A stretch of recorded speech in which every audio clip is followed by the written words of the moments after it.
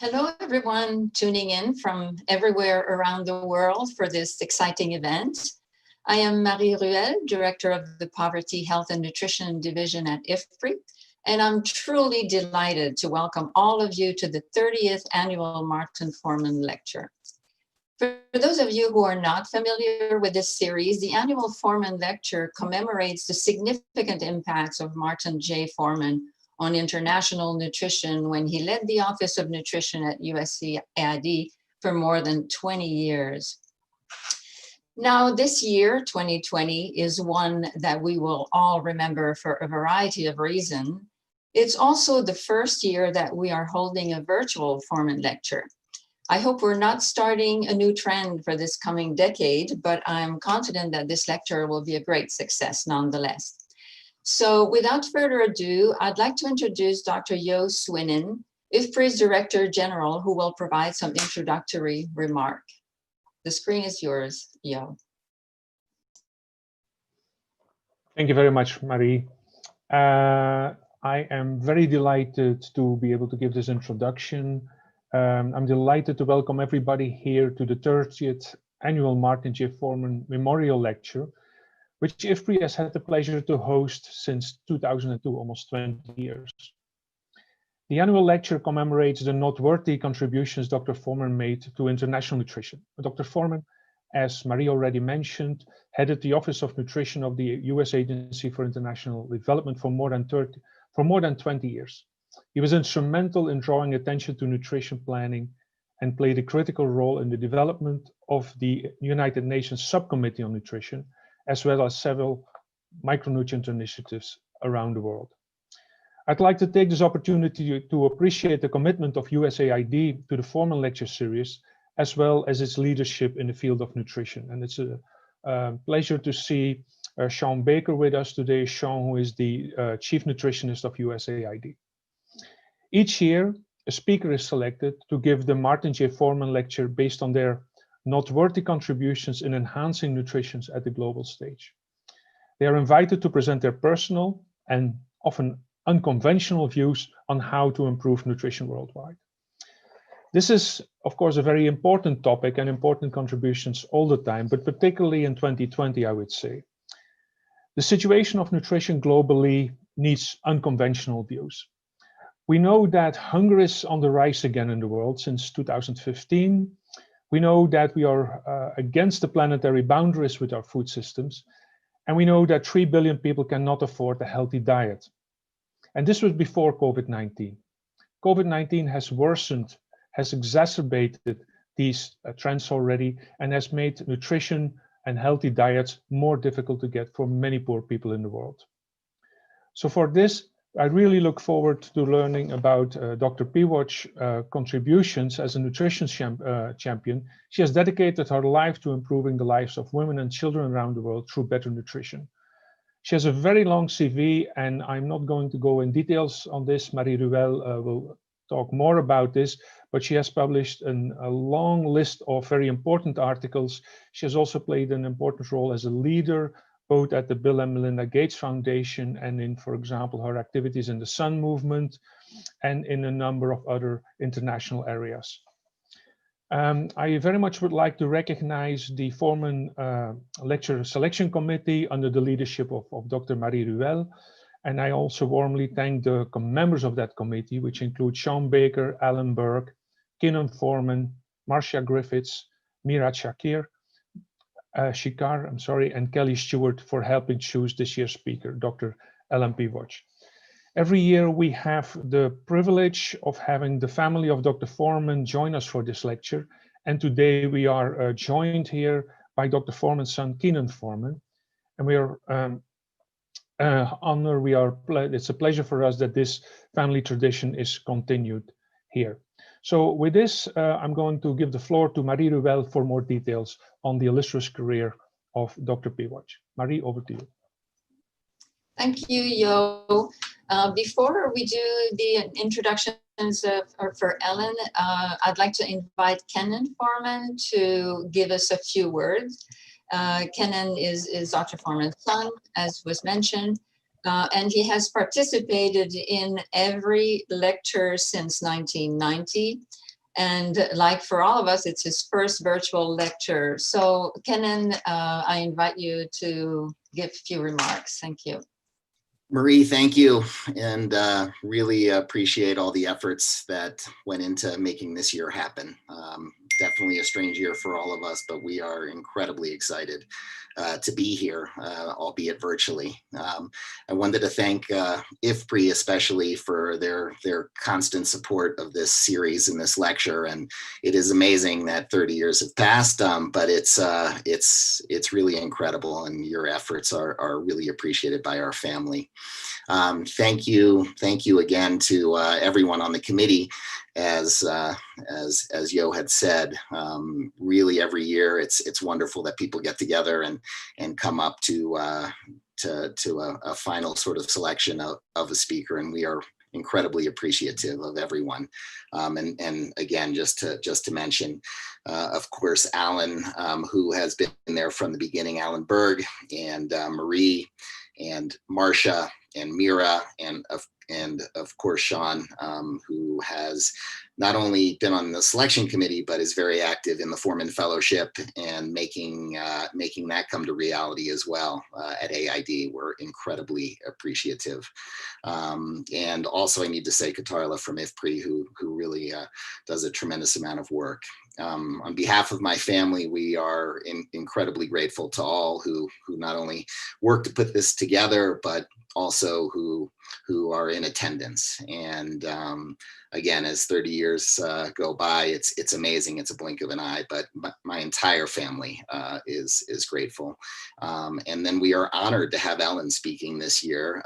Thank you so much for agreeing to do it. And we really look forward to hearing what you have to say. Thank you, Kenan. And now I'd like to introduce Sean Baker, Chief Nutritionist at USAID, for a few remarks. Thank you so much, Marie, and good morning, everyone. Thank you for joining us. I'd like to start off really for thanking both IFPRI and the Forman family for continuing this tradition of 30 years of the Forman Lecture. It's really quite extraordinary. And I also, the persistence of doing this during this pandemic year and during in a virtual environment, whereas I think, as Yo has laid out, if anything, this sort of leadership and lecture and bringing attention to nutrition is more important now than ever. It's a real pleasure for me to return to the Forman Lecture representing USAID, and it's very humbling to be representing USAID as Chief Nutritionist, and I'm incredibly indebted in this role to Dr. Forman's legacy.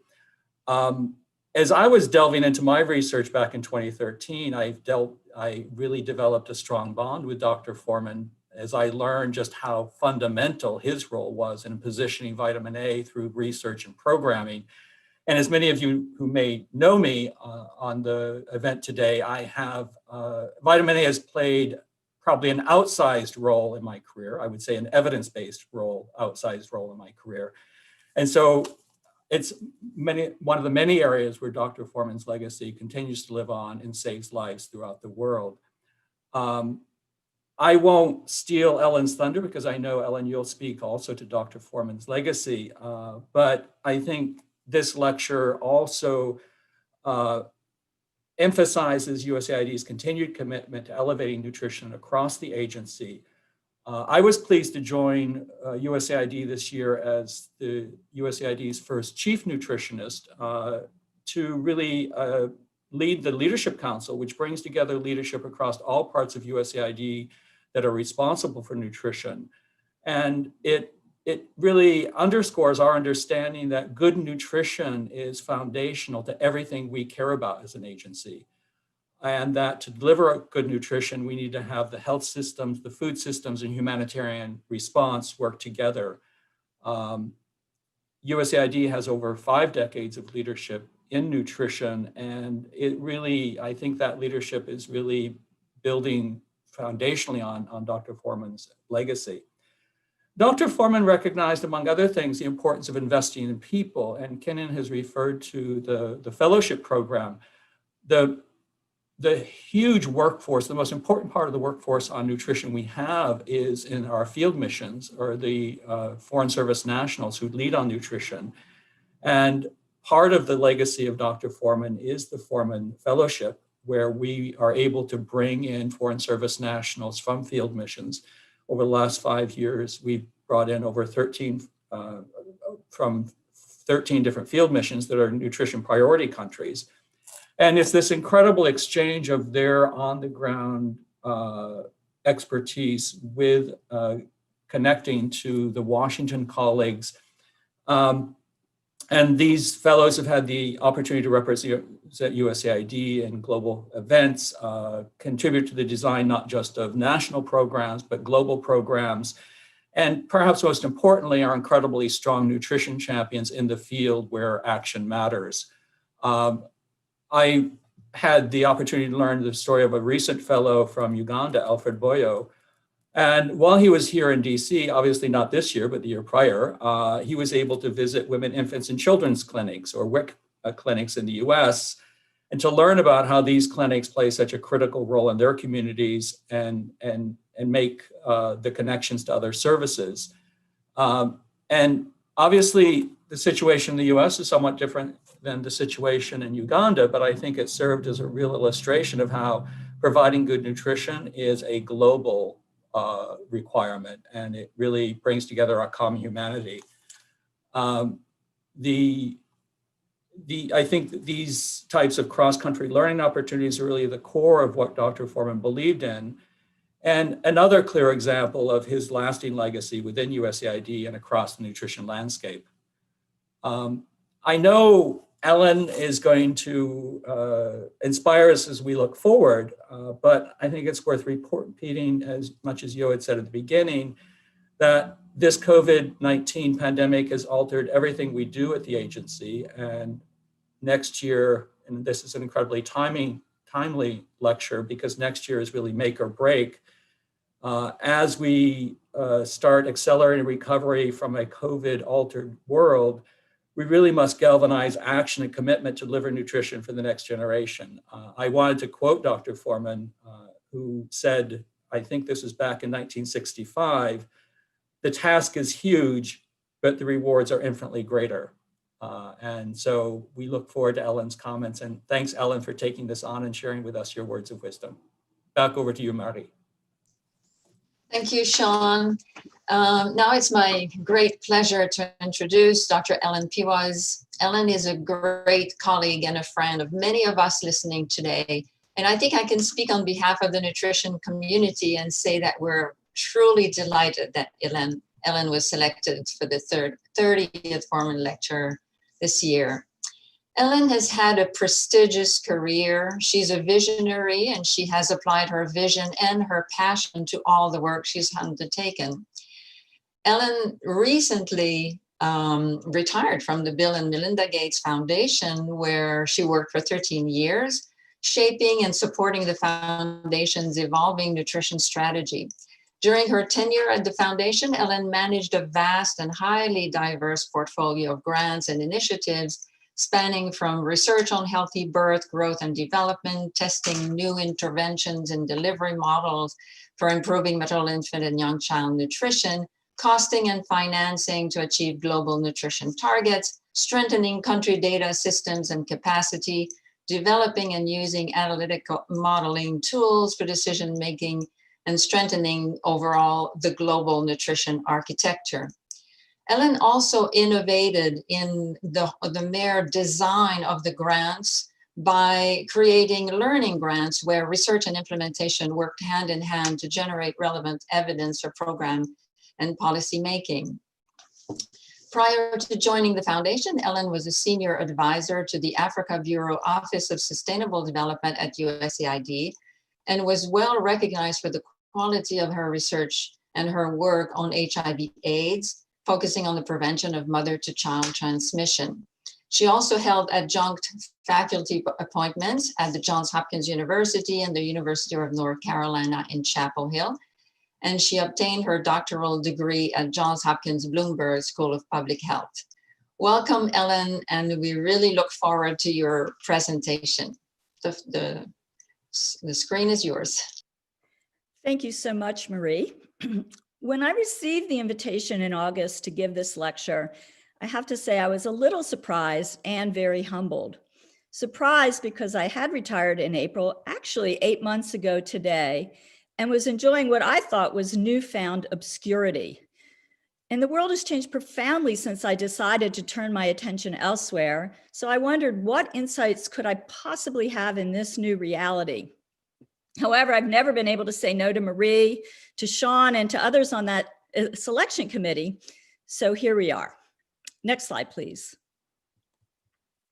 I accepted the invitation to, quote, offer personal and often unconventional views about major issues related to international nutrition, unquote. The invitation letter also asks that I reflect on my overall body of work, the challenges I faced, and what I see as the next frontier for nutrition. For those who know me well, you know that I love to question the status quo, and I'm not shy about giving my opinions. In fact, in the lead up to my retirement, I made it my duty to share, usually in writing, my parting observations and advice with anyone who would listen. I did this in the hope that my Gates Foundation colleagues and grantees would remember the journey, cherish the victories, learn from my missteps, and at the very least, not repeat history unknowingly. So in a way, this talk is a continuation of that practice, but to a wider audience. I was also profoundly humbled by the invitation, humbled not only because of the giants in the field who have given this lecture in the past, but because of the man himself, Dr. Martin J. Forman. I began my career in the 1980s when Dr. Forman led the Office of Nutrition at USAID. My first full-time job, post-master's degree, was working on a project from his office called the Weaning Project, led by Marcia Griffiths. This project applied principles of social marketing to improve complementary feeding practices in several countries around the world, and we evaluated their impact. In retrospect, this experience laid the groundwork for much of what I proceeded to do for the next 35 years. Of course, I did not know this at the time. What I did know was that Dr. Forman was a formidable man, larger than life, visionary, and deeply committed to evidence-driven dialogue and decision-making. I experienced this firsthand, I have to say, and it had a lasting impact. It was the early days of the Weaning Project. We were in a meeting to talk about how we would proceed. I don't remember too many details. It was 1985. Dr. Forman was leading the meeting. At some point in the discussion, I timidly made a comment. I don't recall what I said or the context. I just remember Dr. Forman's response, firmly yet politely suggesting that I ground my future remarks in objective data and evidence. So suffice it to say, this advice has stuck with me for the rest of my career. I cannot think of another time when anybody ever admonished me again for not speaking with, about, or for data and evidence. So indeed, I owe a huge debt of gratitude to Dr. Forman for setting me on this path. Next slide, please. The title of this talk, as you heard, is Seizing Opportunity from the Jaws of Crisis, a Playbook for Nutrition. After choosing this title, I realized that coming up with a playbook that is both personal and unconventional required a bit of research. This started by reading The History of Nutrition at USAID, published last year. I figured that a playbook for the future had to begin with exploring the past. This is a fascinating publication, and I want to give a shout out to those with the foresight to write it. I think it should be mandatory reading for any student of global nutrition. It won't disappoint. I also interviewed friends and colleagues, including several who worked in Dr. Forman's Office of Nutrition. I did this not only to learn more about him personally, but also to reflect on how the community approached nutrition in earlier days. I reviewed prior Forman lectures and asked friends and colleagues what they thought about the future. And to be thought-provoking, I tried to drill down on the things that we need to stop doing, which I'll speak to later. Since I have been out of the loop, I listened to at least 30 webinars on the COVID pandemic and its wide-ranging consequences. And finally, I tried to read the major global food and nutrition reports that came out this fall, but there were just too many of them. I will say more on this later. Throughout this research, I sought out common truths and new ideas. So what did I learn? Next slide, please. From my exploration of nutrition history, I came up with 4 common truths. These are things we have known for a long time that hold true today. First, it's clear that the multisectoral nature of nutrition has been recognized for decades. We talk at times like it's a new revelation, but it's not. Dr. Forman was one of the first to write about the agriculture and nutrition nexus, and that legacy continues today. Next. U.S. aid has long appreciated that nutrition is contextual. In fact, the Office of Nutrition was an early adopter of behavioral research to design locally appropriate solutions. Dr. Forman knew the importance of investing in people and institutions to create leaders, as we already heard. For example, the breastfeeding world would be vastly different if not for the WellStart program, which trained national breastfeeding coordinators around the world. Next. Next, please. And Dr. Forman knew how to get things done in the organization. He knew the political and bureaucratic levers at his disposal and how to use them. So no matter where you work or what you do, knowing how to get things done is essential for translating ideas into action. So my playbook takeaways from this look back are, first, pay attention to history. Understand and learn from the past. We can't afford to reinvent the wheel just because we weren't there when it was first built. Second, embrace the complex, context-specific, multi-sectoral nature of nutrition. Don't expect a single solution everywhere. Invest in leaders and focus on outcomes and getting things done. So my guess is that many of you are thinking that this is old news, it's the obvious, and it's not provocative at all. And that's fair, but I am just getting started. Next slide. So for this talk, I was asked to reflect on my personal experience. I said I would focus on the period from 2008 onward.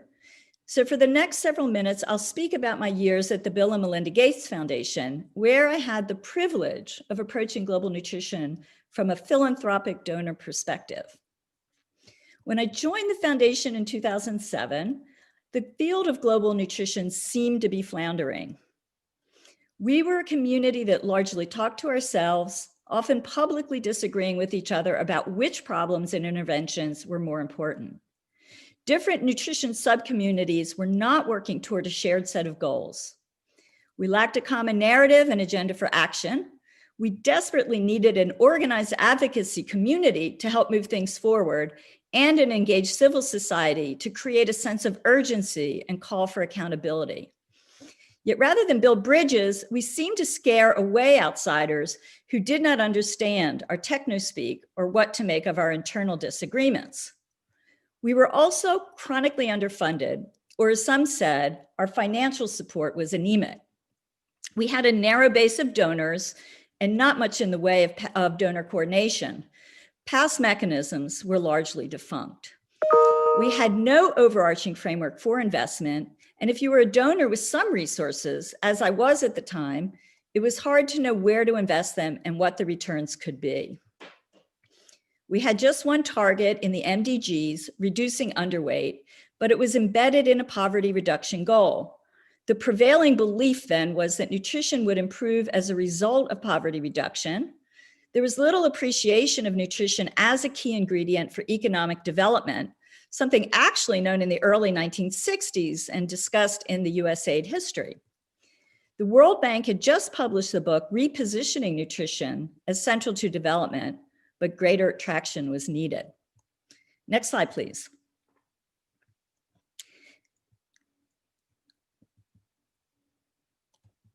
Next slide, please. Then came the 2008 Lancet Maternal and Child Undernutrition series. Although this series had its share of critics, I cannot overstate how valuable it was as a launchpad for creating change. The series offered a narrative around maternal and child undernutrition that outsiders, non-nutritionists, could understand and act on. Its evidence syntheses quantified the burden and the human cost of inaction.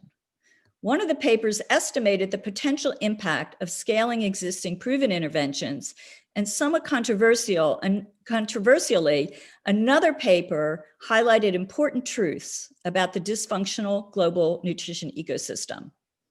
Without a doubt, this information was timely. The papers came out as the world was experiencing a food price crisis. This was not planned, yet the newly published body of evidence helped us seize a window of political opportunity, which opened as the crisis unfolded, starting with the 2008 Tokyo G8 summit. This series also galvanized global multi-stakeholder discussions that led to the creation of the Scaling Up Nutrition movement. Here's what I found. Strategic dissemination of key findings helped motivate more bilateral donors and private philanthropies to invest in nutrition. Global maternal and child undernutrition targets were endorsed in 2012 and subsequently folded into the Sustainable Development Goals in 2015. An engaged civil society and an advocacy community was formed, and through SUN, nutrition youth activists, leaders, and champions around the world began convening regularly. We saw country demand and political commitment grow as a collective result of these actions. A second Lancet Undernutrition series was published in 2013, immediately prior to the first Nutrition for Growth Summit in London. The 2013 series reported on progress, and it defined, for the first time, and synthesized evidence on nutrition-sensitive actions. Strategic use of this information continued to fuel momentum, and by 2018, the World Bank had over $1 billion in its nutrition pipeline, roughly a 100-fold increase from 2010. So although our knowledge base was incomplete, the evidence we had formed a solid foundation for acting together. We made headway, national political commitment grew, levels of financing increased, and many nutrition indicators improved. Yet even with this positive momentum, we never succeeded in raising sufficient resources, and progress was uneven. Pre-COVID, we knew that we had to find new ways to accelerate change. So that's my recap of the past. Where are we today? And more importantly, where are we going? What is the playbook for the future? Sadly, we're living in a profoundly different time, a time when 25 years of progress has been reversed in less than 25 weeks. It's a time when the global economy is contracting, when science is mistrusted, and when misinformation abounds. The COVID pandemic has laid bare common truths about systemic bias and vulnerability. Education, health services, and humanitarian programs have been disrupted. Gender-based violence is on the rise, and mental health is stressed everywhere. Next slide, please. The pandemic has also brought to light just how integral nutrition and food systems are to health, livelihoods, and the environment. The enormous burden of disease associated with poor nutrition and unhealthy diets, coupled with the unaffordability and declining consumption of healthy foods, underscores that nutrition and food systems belong together and that policies are urgently needed to address food and nutrition issues holistically and coherently. On the positive side, we have seen the power of innovation and the adaptive agility of programs to respond to the crisis. The very speed at which the global community has developed a safe and effective coronavirus vaccine is living proof that where there is a will to invest big and work together, there is a way. So the common truths mentioned earlier still hold today, but there are things we must do differently in the face of these challenges. So here's my playbook, and warning, it is where I get a little bit edgy. Next slide. 2 clicks, if you will. Financing comes first in my playbook. After years of resisting this idea, I've come to the conclusion that we need a dedicated financing mechanism for nutrition. Without a doubt, now is not the best time to argue for another global fund, but we've learned the value of being prepared for future windows of opportunity. I'm not the first to suggest this. I've seen recent calls for a global fund to end malnutrition and a global food systems fund. I don't think we can have both, but we definitely need something. Until now, our strategy has been to advocate for nutrition funding within health, agriculture, and other sectors' budgets. Yet nowadays, it's become clear that our issues are too big and interconnected to be completely dependent on getting on other sectors' agendas. We can't afford to continue with this fragmented approach. We're at a tipping point. It may be now or never. Because of today's circumstances, we won't be able to rely on traditional donor resources to fill our financing gaps. So as a community, we have to learn to be more creative in how we package nutrition and food systems actions, and we have to look for underexploited financial leveraging opportunities. For example, in my research, I learned that the US Development Finance Corporation recently announced its new global strategy, which aims to mobilize $50 billion in private capital by 2025. The DFC roadmap includes food security and nutrition, as well as a focus on financial inclusion. From our past experience, we know it's difficult to raise small amounts of private capital for pro-nutrition small and medium enterprises. Transaction costs, as well as perceived risks, are high. So instead of focusing on what I call single project funding from afar, which has been our norm, those working on innovative financing should consider a portfolio approach, packaging together multiple investments in pro-nutrition enterprises, preferably run by and for women, for the DFC and other investors in sub-Saharan Africa. Also on the theme of new avenues for financing, the World Bank recently announced the sale of $100 million of IBRD nutrition bonds to the Nippon Life Insurance Company. I'm not 100% sure how these bonds work, but I found it remarkable that a private life insurance company was a willing buyer. We also have the Power of Nutrition with its money multiplier model, which has been able to leverage funding in non-traditional ways. Power of Nutrition will have new leadership next year. Great timing to play a more significant role in 2021. So these examples suggest that we can be creative and attract new sources of support for nutrition. It's up to us as a community to rise to the challenge and do this on a greater scale and in a more coordinated, not a one-off way. Finally, as we prepare for an uncertain future, we need to adopt an efficiency mindset and learn to do more with less. Mira Shekhar, the nutrition team lead at the World Bank, reminds us that, quote, we need more money for nutrition and more nutrition for the money. There are many ways to make this happen and not enough time to discuss them all. Suffice it to say, difficult decisions and trade-offs must be made. Next. Next in my playbook is putting evidence into action. We live in an age of information overload. Our communities are producing too many global nutrition reports and food systems frameworks for any human to digest. I contributed to this phenomena as a funder, and I recognize the value of these undertakings. But too many reports are produced with no plan for how their learnings will be used. This has to change.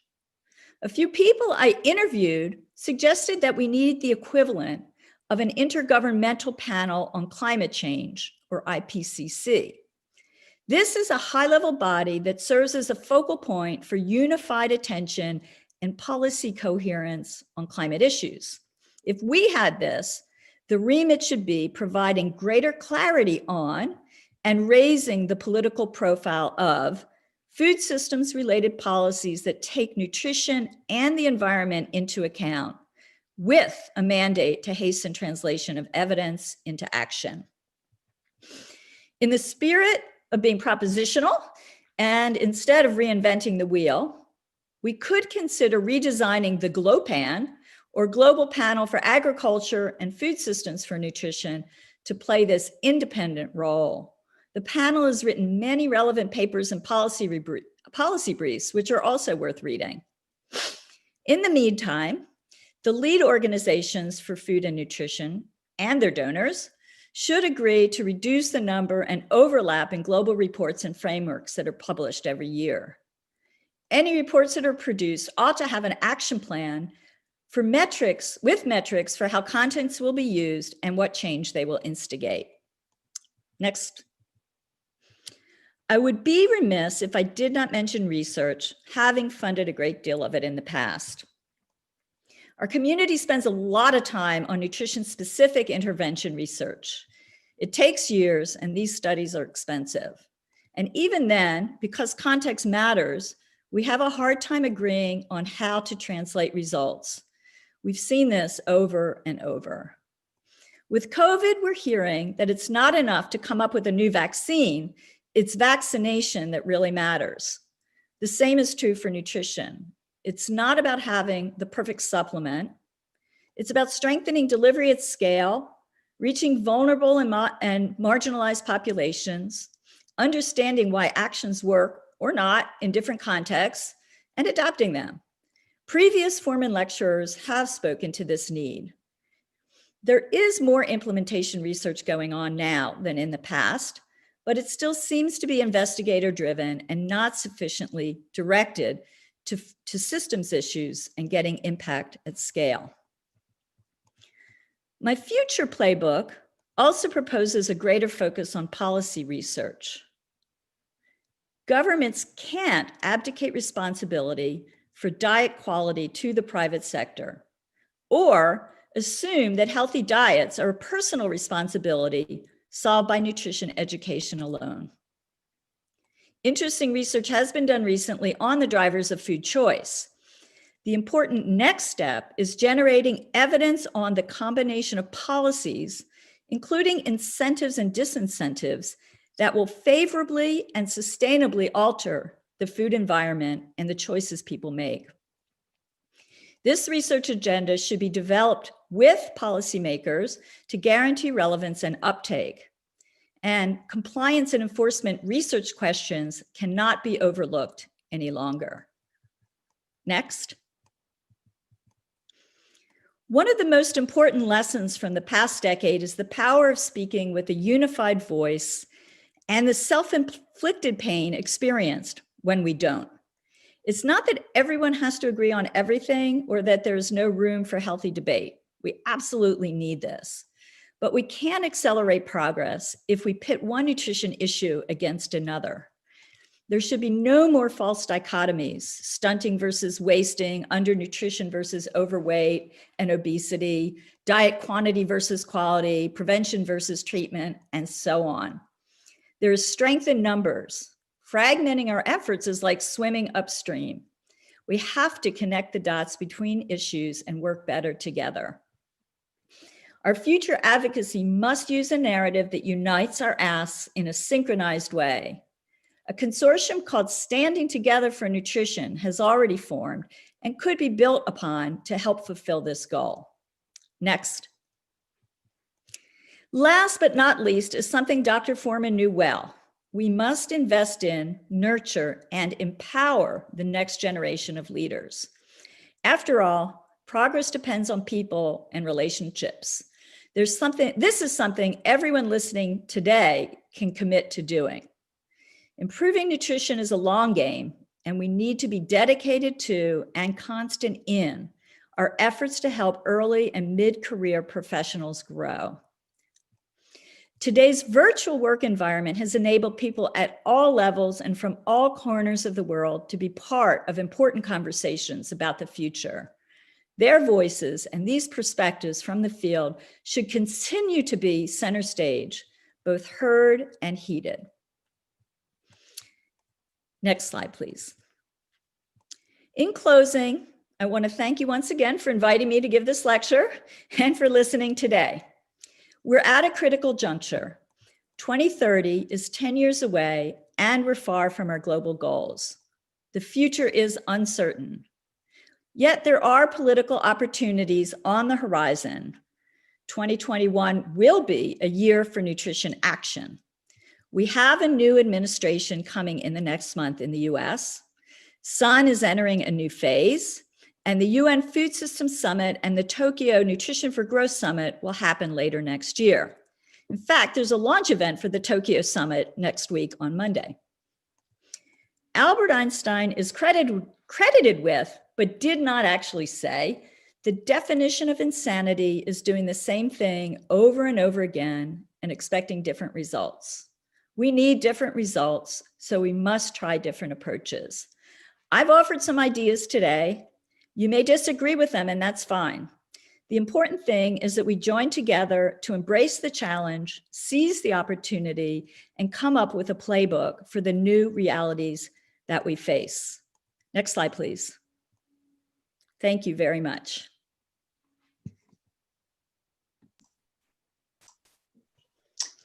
Thank you so much, Ellen. What an exciting and engaging and very optimistic and very ambitious playbook that you're laying out for us.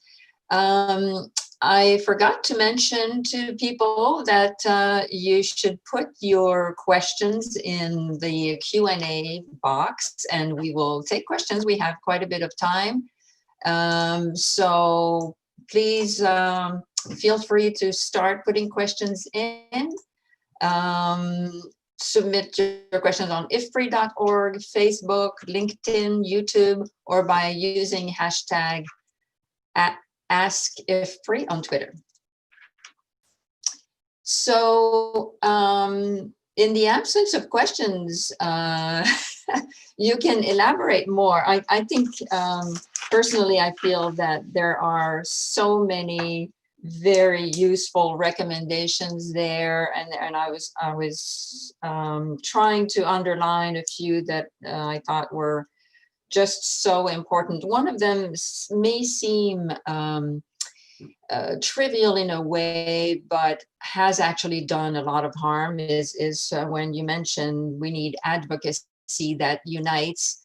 And I think we are continuing to have people that belong to this clan and this clan, as you were mentioning, examples of, oh, do we call it double duty or triple duty or double burden, or do we focus on stunting or overweight, and it is how we are seen outside that we can never agree with each other. And I think it's really a question of turf, and we should avoid those turfs. So, you know, you mentioned how important it was, but how would you do it? How do we get people to stop trying to push their own agenda and give it a new name so that it will be it will be theirs? You know, I think one place where we did succeed is the first 1,000 days. I am amazed how much the first 1,000 days has been taken up and has transpired in many other fields. Everybody's talking about the first 1,000 days, not just in health and nutrition, but in many other fields. So do you have other examples where we have done better, or how should we try to avoid giving the outer world this notion that we can never agree on anything? That's a great question, Marie, and it's something we've all struggled with. And I think really in the period from 2008 till somewhat recently, we were somewhat successful in that. And I think that was what the first Lancet series and also the Repositioning Nutrition book helped us do, which was really focus on something that made our work seem doable. And then we tried to create a big tent so that many, many voices were included in that, even if your intervention or your issue was not specific to the 1,000-day period. We tried to create a narrative that other people could understand and find actionable, but be inclusive and open. And it does matter when you don't have a lot of resources. Competitiveness among groups is natural. So we do have to, ensure that we're not in this resource-starved environment that we were in before. But I think everybody has to understand and pull together and try to find ways to work together to create what, I called a common narrative and agenda for action.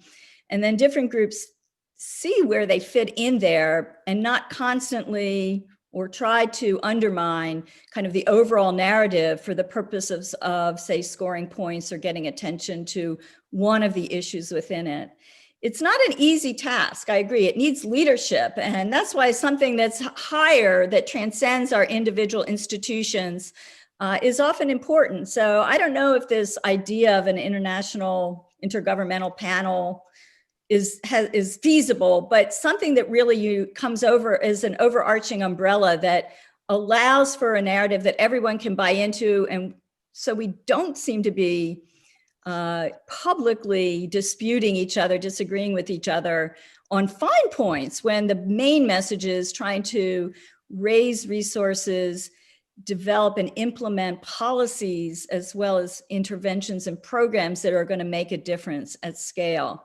So it is a tall order. If it was easy to do, I think we would have done it. But I think it takes a matter of commitment that people look back and say, how did we get this far? What did we do? And that, I think, was one of the things that we definitely tried to do after, the 2008 series, was create that environment. And how can we do it better, bigger, and in a more coordinated way in the future, recognizing that our issues are definitely more complicated now and definitely more interconnected than they were in the past. So that's my immediate thought. I think people have to commit to it, to agree to listen and to work together. And hopefully there'll be a better environment going forward. And one last thing I guess I could say is maybe, we don't learn about this when we learn about nutrition in school. This isn't something, this kind of political thinking is not something that we get trained on. And I think maybe there is an avenue for that as well in the programs that train people that work in our fields, to ensure that people learn more how to get things done in the organizations that they work in and how to work together to make bigger things happen. Over to you. Okay, thank you. We have one question from Julie Howard from CSIS. Please comment on the challenges and opportunities for investing in more nutrition and health-focused agricultural research. For example, less focus on staples. So yeah, I think it's really up to, I'm out of the donor space right now. So it's hard for me to follow up whatever I say with actions. But I do think that it's really important, as I said, to utilize the time that we're in now to really underscore the fact that healthy diets are critical to what we're talking about. A lot of people working in food systems are thinking, as I understand, it's about producing foods and growing economies, because agriculture is a big driver of economic growth. Once and if we blend a nutrition agenda, have our food systems policies really take nutrition and environment into account, I think there's no way to avoid dealing with the issues of not just staples, but the quality of the food and the food environments where people live. And so I think that taking this kind of joined up approach on nutrition and food systems may help divert attention. It's not going to happen automatically. If it would have happened already, because we haven't been speaking of this before. But some of the donors and people funding this research need to prioritize that and catalyze that also, I think, to happen. It won't happen without some of the research funders getting behind this issue in a big way. Over. A question from Arlene Mitchell. Any thoughts about the new UN nutrition configuration? Meaning thoughts for the future?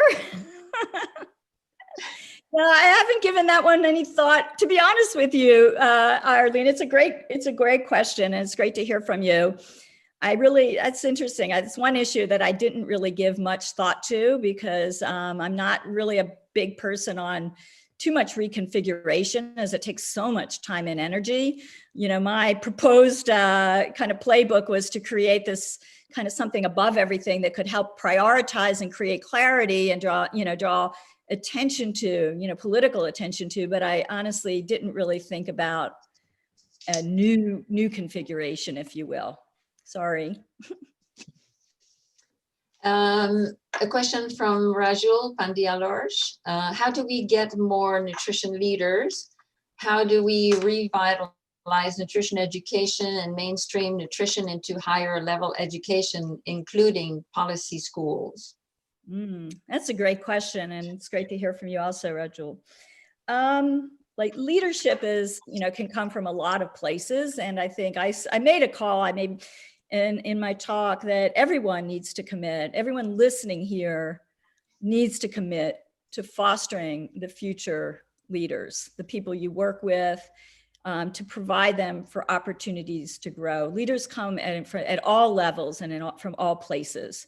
I kind of like the virtual world because, as I said in my talk, it creates opportunities for people you would never know could be leaders to have a stage and a voice in this discussion.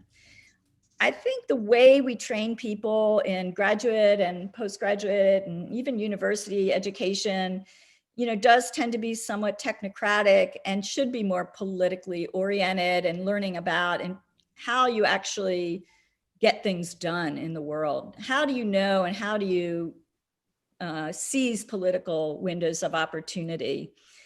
I give a lot of credit to the SUN, or Scaling Up Nutrition movement, for really identifying and uncovering a whole vast set of new nutrition actors and leaders, people who would not have been in meetings like this, 10 years ago, bringing them onto the stage because they found the issues compelling. So sometimes it's providing the right venues for people to get engaged in the issue and have chances to show their leadership. That said, leadership without accountability is kind of an empty promise. So I do think that strong accountability mechanisms for holding leaders, whoever they are, wherever they are, accountable to follow through on their rhetoric and their promises is also super important. So I think we need to build those accountability mechanisms at the same time as how we think about growing, the human resources in support of and to be future leaders for nutrition. Over. I have a question from Yo, who says, economists disagree all the time, but would you conclude that economists have no impact? So issues of disagreement among nutritionists and perceived lack of impact may be part of growing up, becoming influential as a policy profession. I think that's a really great point. Actually, I think that it is part of growing up. I mean, definitely. I hadn't thought of it that way before. Now, mind you, I am definitely not saying we shouldn't disagree with each other. I'm mostly saying we should probably not be disagreeing with each other all the time in public and in public fora, because people who aren't part of our, milieu and our environment will say, ooh, that's controversial, or I don't really know what's going to happen here. Maybe I'll turn my focus and attention elsewhere where it's more of a sure bet and having an impact or having a positive, reaction to what I propose to do or say or support. So I can't say that I don't know that much about the interworkings of the economics field, but I do think it's, nutrition could see this as a bit of a growing pain. I don't think we're that nascent, though, to really still be falling back on saying we're just new at this. And I do firmly believe that we need to have our fora for discussion and debate and disagreement and so on and so forth, and we do, but we also need to have the fora where we band together and have a common narrative, voice, and agenda that we're working toward. Over. Yes, we invite more questions. We have more time. In the meantime, let me ask you, what do you think the Food Systems Summit coming up should try to achieve for nutrition? We hear a lot of buzz there. Everybody's trying to get their act together and contribute and lead this and that. And it's not clear to me what there is in it for nutrition, or what there should be, and what should we aim for, and what should we try to do to make that food summit useful for us in nutrition. also a good question, and I'll be the first to admit I'm not part of the discussions on the Food Summit, and I think I've only listened, of all the webinars I listened to, I only heard one or two that related specifically to the Food Summit. So I'm not speaking from a place of great information or insight, but I know that we tend to think, there's a community, a really vibrant community of people who are talking about food systems and nutrition, and talking about them together, and talking about healthy diets and what we need to do. And I think that that community is developing, a pretty strong narrative, and there's debate and discussion, I'm sure.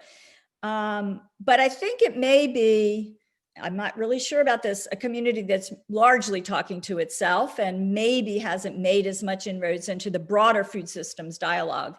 So I think the groups and the tracks that are thinking about these things maybe need to think about how to ensure that their ideas are embedded in, I would hope there's going to be some sort of overarching narrative that comes out from this summit, a set of commitments and ways forward. And my firm hope is that the nutrition and healthy diet and coherent approach to nutrition and food systems is part of that. It would need to be. I don't know where nutrition itself sits in the food systems summit agenda, and we do have the Tokyo summit for that, but I think we need to, the community that's actively involved in both of these areas needs to be looking at them holistically and seeing what do we want to get out of this summit? How does it relate to the other summit? And more importantly, coming up with like an agenda that can be acted on and some accountability. So again, I apologize for not knowing a whole lot about the Food Systems Summit itself, but what I'd be really kind of sad is if nutrition was just a sidetrack of that summit, was relegated to its own space, and it didn't interact with the main agenda and the main goals, purposes, and outcomes from that summit. Over. Thank you. Don't apologize. It's still a little blurry for even those of us who try to understand. So a question from Parole Christian.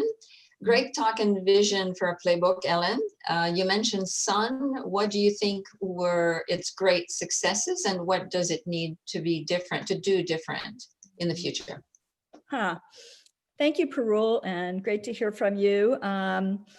Yeah, so I was part of the early stages of the Sun movement and very involved until what was called Sun 2.0. And I think we're about to embark on Sun 3.0. And they've just come up with actually a new strategy, which I think will be released in the new year. I think early on, the Scaling Up Nutrition movement did a number of things right. And I think we have to acknowledge that that was 10 years ago. And so it's really important to look at how the world has changed and what changes need to happen and what needs to be done differently now, given where we are. And I think that's probably what the new strategy has done. I'm not aware of what the strategy entails.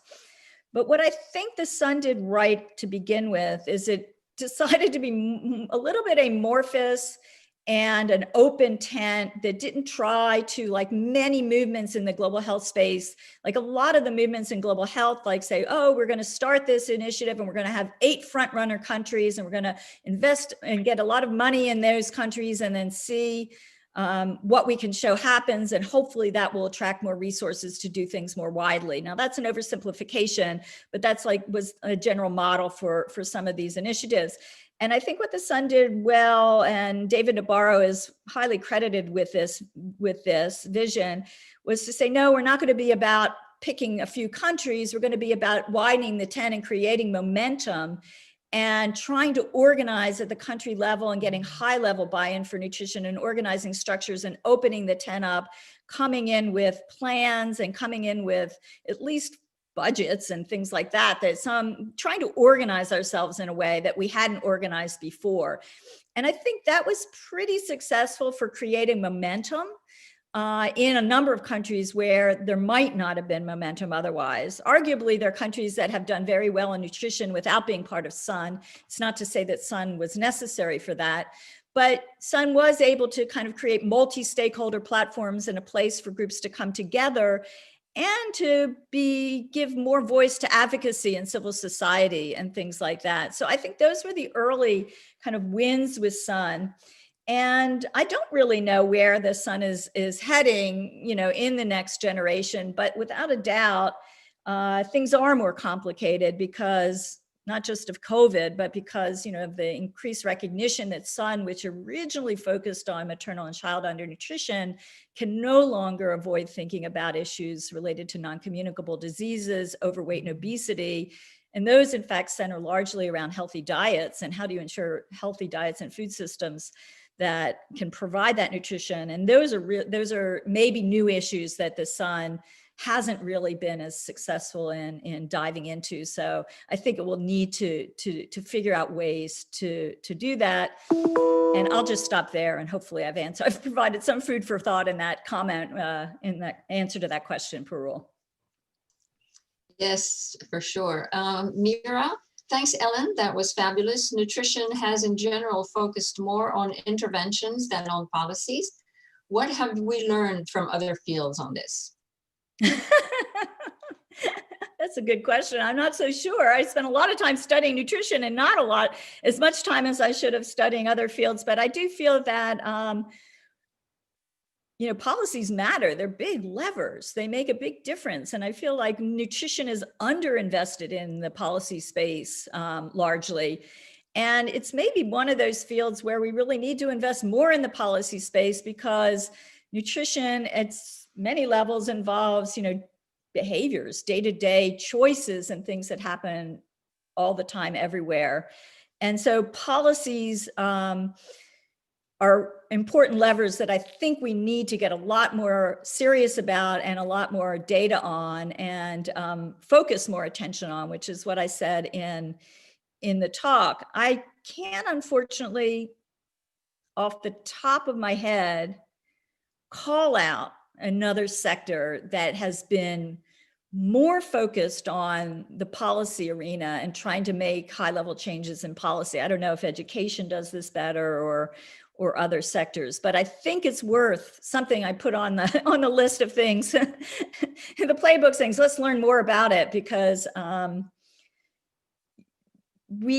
think we need to do more on this. You know, our policies in nutrition are not, I don't think, are not having the effects that we want them to have, whether it's restrictions on marketing or other things related to what foods get produced and the food environments that we live in. I think we really do need to do more. Thank you. Great question. An anonymous question, you had mentioned a portfolio approach to financing versus one donor funding an entire project. What should, for example, charitable foundations be doing? So yeah, good question. So when I was looking at how we were approaching innovative financing in the past, because I did some work on this, and also, you know, specifically for this lecture, you know, I saw a lot of focus on like what I call project-based, single project-based ideas, like we'll go into this country and we'll support this company, and this company will produce healthy food, et cetera, et cetera. And I felt like that, you know, in looking at the success there, it's been pretty marred and it hasn't really taken off. And there are a lot of reasons why it's hard to make these little investments.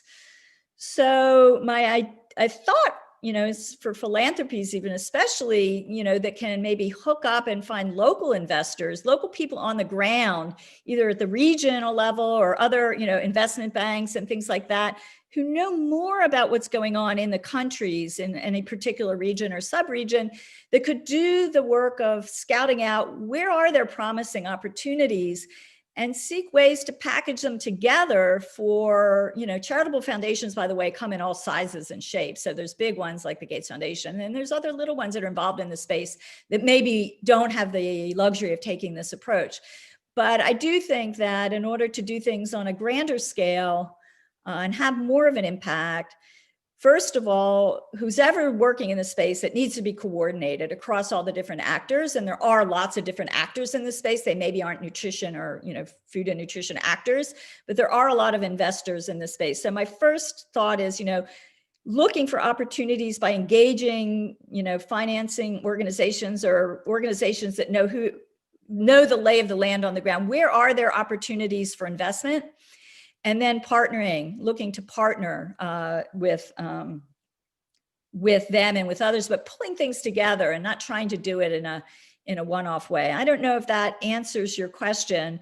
There are definitely lots of ways that that charities and, you know, for smaller foundations, big foundations can get involved in this. But, you know, that was my kind of thought for the futures. Let's not do this on a one-off way. I mean, even the DFC strategy, when I read it, it said, well, we're going to support 50 projects in this way. So one of their metrics is how many projects are we supporting? And I'm not trying to criticize that in any way, shape, or form. It's great to have numbers to hold people accountable for. But I thought, well, that's a lot of work to put together 50 projects. Maybe there's a better way to be more efficient.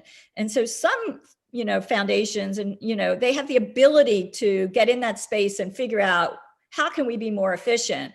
How can we take the, you know, figure out what the right risks are? So I'd encourage those who can to work in that area as well. Over. Question from Purnima Menon. Could you speak to the issue of how the global community can really support local and nationally felt challenges alongside doing the hard work to support a global common narrative that can often take too long to resonate for countries? Purnima, you know the answer to this question better than I do, I know. Yeah, you know, when I was preparing this talk, I was really having a hard time thinking about like the balance between kind of what global nutrition does and what we need to do, and how does that, you know, synergize with the local, you know, what's happening in countries, which doesn't necessarily always follow what's happening at the global level. And I decided, since this is a global talk, to really focus on the global. But I do think, and I think you've seen this over and over again, that, you know, there are ways to match global and local and ensure that there's this crosstalk between them. Because if we at the global level are just talking about things that matter in Washington or Seattle or Geneva or London or wherever, we won't really, you know, we're going to miss a lot of really important issues. So I think the big ways that things can be supported, I definitely go in the listening and having a greater space in the conversation for local voices and local points of view and local realities. And then, I mean, you know, think global, act local. The research agendas, I think, are one way we have been really trying to do or trying to support or have had some success in what I think you were suggesting, which is, you know, empowering local research organizations to do the implementation and policy relevant research for their environments. And so globally, it may be a matter of making the resources available, the initiatives available that really focus on the, you know, country-driven, policymaker-driven research, and, you know, coming through and making sure there's funding for that. But I feel that, you know, as leaders develop locally, they're also at a better capacity to kind of take the tools, materials, messages, syntheses, Lancet papers, you name it, the evidence, the vast amount of evidence that we are so good at producing and really adapt it for local uses. And so making sure that global evidence gets translated locally is like exceptionally important. And I do think that was one of the things that we managed to do well, you know, back in 2008 and 2013, was not just have global launches for the Lancet, but really support local launches and dialogue, and have the series not be like the driver, but be something that helped, you know, move and catalyze discussions locally to advance more quickly. So I think there's lots of opportunity in this area, and we need to listen more to local people to know where those opportunities lie and how we can exploit them, or how they can be exploited in the future. A question from Dr. Alok Ranjan at the Bill and Melinda Gates Foundation in India. Any guidance around how to ensure the evidence to policy to action continuum can be done successfully for nutrition? Thank you, Alok.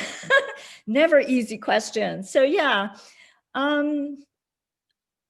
I've always spent a lot of time trying to make sure that, you know, policy isn't, or that evidence is translated into action. And there's like a high level answer to that question is, and it's something that has been discussed a lot in other circles, is this idea of, you know, training people to work in the interstitial space between kind of research and policy, and having, you know, these policy connectors that know how policymaking works and know how research works, whatever it is, nutrition or otherwise, and they really work to help make those connections. So I think there's one, you know, in my theme of empowering future leaders and creating future leaders and nurturing them, that's one area of definite need. Another area of definite need, I felt like, you know, relates to making sure whatever reports and things that get published from the global level that synthesize evidence, you know, that they really have a plan for how that evidence synthesis will get used in countries and can be useful in country level dialogue. So those people like you, Alok, and others sitting in countries that are engaging with a lot of different stakeholders all the time really have, you know, materials that they can easily, you know, take advantage of and use. Knowing that action, use of information is the end game, I think is important at the outset. It shouldn't be the afterthought. And so another thought is, and I certainly approached this when I worked at the Gates Foundation, you know, in every investment that I did, I always thought, like, what is the theory of change here? What are we trying to change at the end of this or during this or through this, and really focus on those outcomes, the actions, and not just on the generation of the knowledge and the research itself. So I'll leave it at that. It's a great question. Thanks, Alok. Emmanuel Darcourt from HKI. Thanks for being both realistic and inspiring. Should nutrition programming and advocacy be more political, particularly towards commercial interests? That's a little bit vague.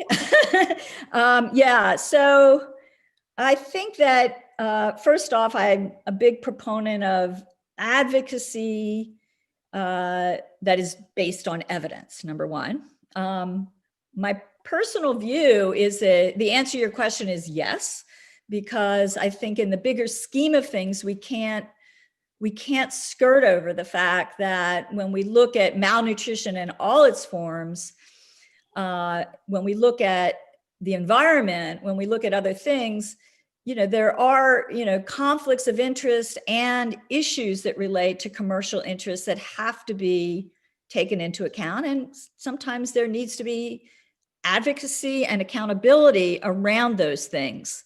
It's a difficult area, I'll leave it at that. But I think the short answer to your question is evidence-based, evidence-grounded, but not afraid to get a little bit more into some of these really complicated issues that do in fact drive some of the outcomes that we are trying to address. We can't ignore that. And I think we have largely ignored that as a sector. Over.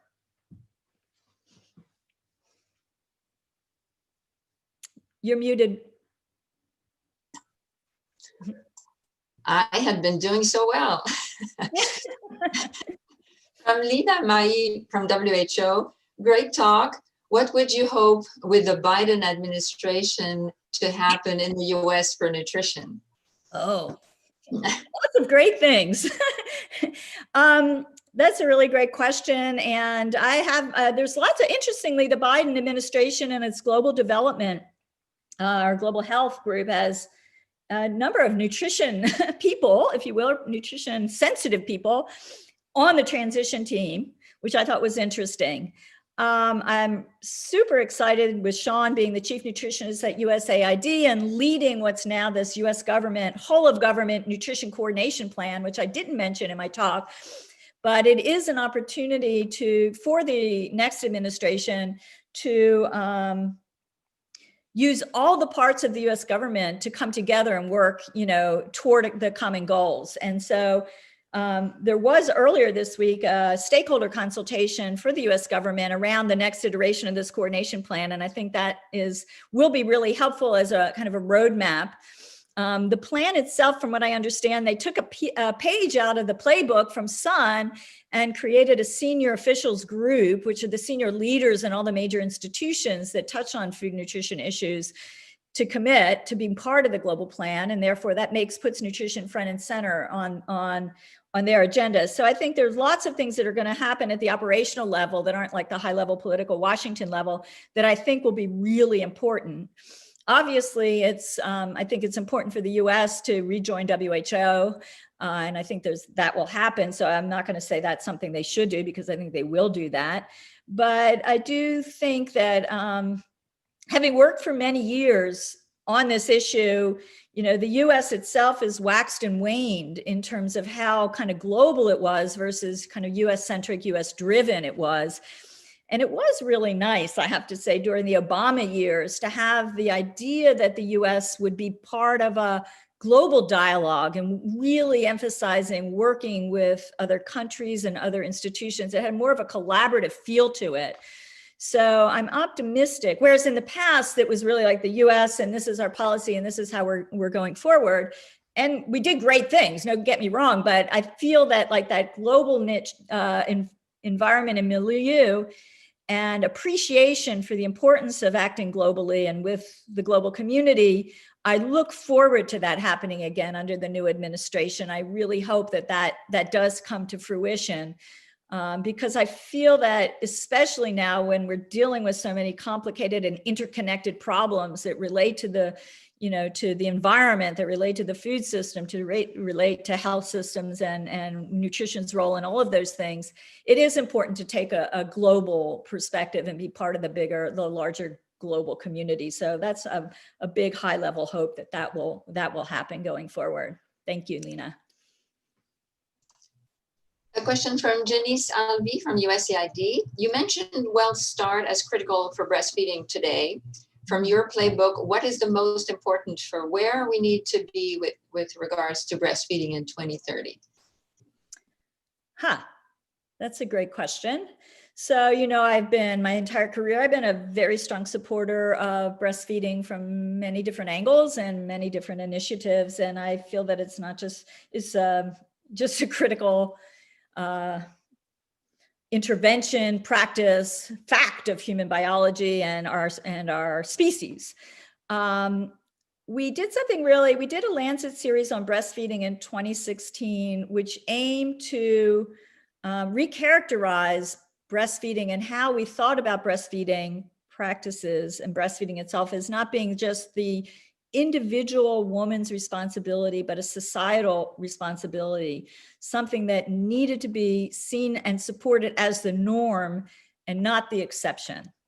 So I feel that we really need to return to that issue and make sure that whatever playbook we have going forward for breastfeeding acknowledges that and realizes that that needs to happen, that it can no longer be seen as just an individual mother's choice, but really a societal responsibility to enable and empower women to breastfeed.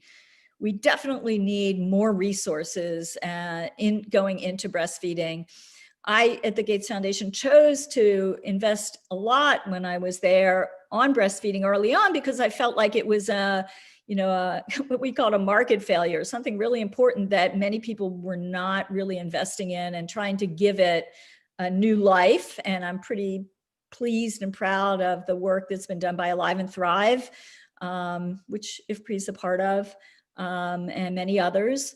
And they continue to do great things. So I feel that going forward, other donors, USAID was a great supporter of breastfeeding and always could step up and perhaps do more and look for other partners and ways of conceptualizing breastfeeding and to ensure that, the policy work gets done that needs to be done and the health systems work that needs to be done, and then the normative work that needs to be done gets done. So I think I'll leave it at that. I could talk the entire lecture about breastfeeding. There's no question about that. I chose not to, but I'm happy to come back and do that sometime. We have quite a few more questions. So Victoria Quinn, food security and nutrition specialist.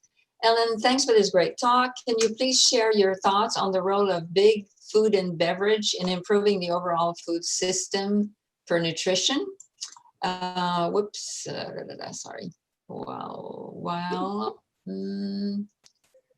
Okay. Sorry. While we can't ignore them moving forward, as they are huge and everywhere, how do we get them to be more responsible, to improve their unhealthy marketing practices and unhealthy food products? Are we being realistic that they can change? Any insights, lessons from you? That's a loaded question. Ah, okay. So I thought I was pretty clear about this. You guys don't hold back on the questions. So yeah, I mean, there's no question that the food industry, big food, if you call it, I mean, they're going to be providing foods. They're part of the ecosystem, and there's no doubt in my mind that they're also part of the challenge. I said in my talk, and let me pull it up here because I don't know that I could say it any better.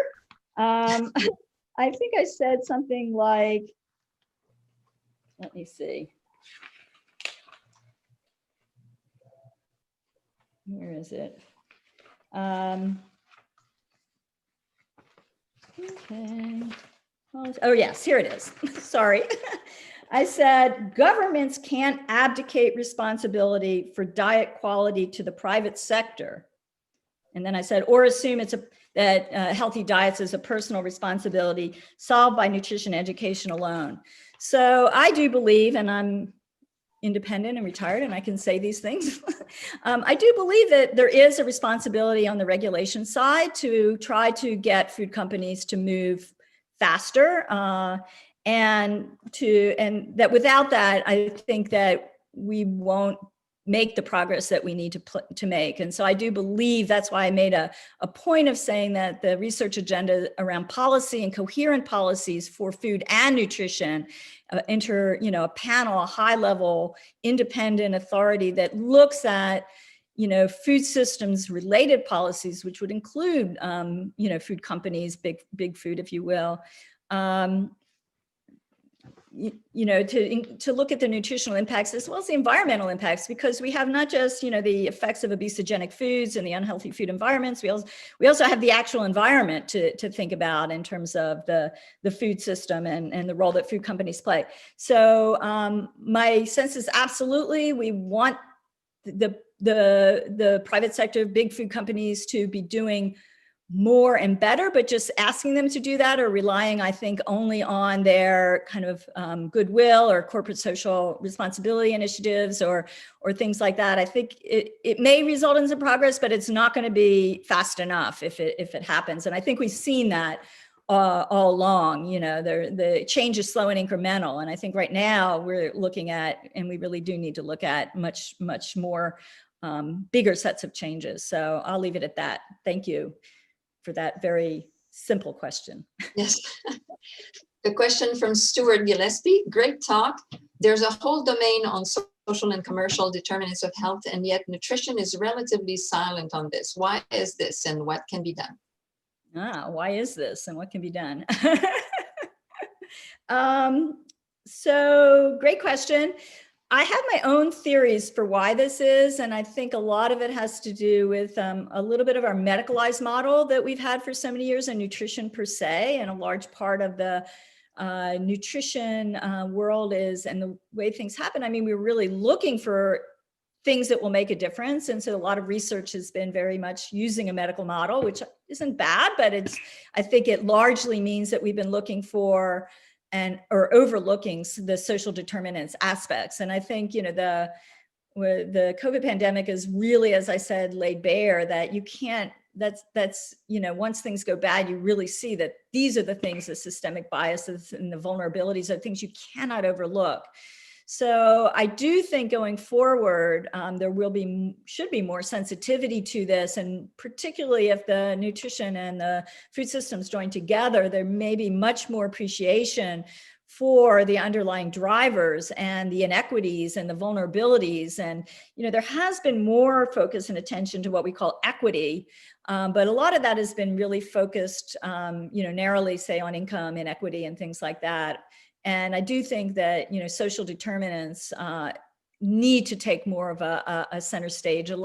And then, maybe the planning has to look for the near term, for the things that have to be done, what we'll call, I hate to use this term, but like the low hanging fruit, of the things that need to be delivered today that can make a difference. Those things have to go forward. They shouldn't stop. There should be support for them. While there's also in the playbook, really kind of a better understanding of some of the drivers of the, underlying drivers and social determinants, and working with other sectors that directly address what those drivers are and what can happen. I think we in nutrition can't take on everything, but I think as we think about our frameworks, how we train people and what we incentivize, we need to be sure that we are not, disincentivizing looking at these larger drivers of change that need to happen, not just for nutrition, but for health, for everything that, everything in this, that global health and development is trying to do. Over. Okay, we have 5 minutes left. We'll take one more for now, see how it goes. Sweta Manohar wondered what are more practical, successful approaches to have the nutrition agenda setting come from low and middle income policymakers, academics, and practitioners. I'm sorry, could you just repeat that? I'm sorry. Wonder what are more practical, successful approaches to have nutrition agenda setting come from low and middle income countries, basically from their policymakers, academics, practitioners. Okay, I still missed the first part of that for some reason, but the idea is the agenda setting? Yeah, so yeah, how do we get, or what is more practical or successful? What are the kinds of approaches to have the nutrition agenda setting come from low and middle income countries as opposed to come from us? Yeah. So one is the global agenda setting process, which really means ensuring that we have much more diversity and representation from those from low and middle income countries in global fora, or in non-global fora, but in fora that are dealing with addressing global issues.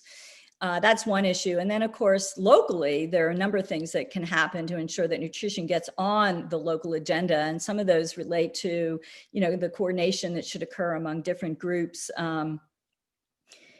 to bring forward issues and work together to bring evidence to bear and to engage in policymaking processes that happen at a local level. I think I'll stop there in the interest of time. I hope I've answered this question, but I do want to go back. Lena asked about the US government, and one thing I forgot to say about the US government is, kick it up a little. More money for nutrition wouldn't be a bad thing. I think that they really do need to, the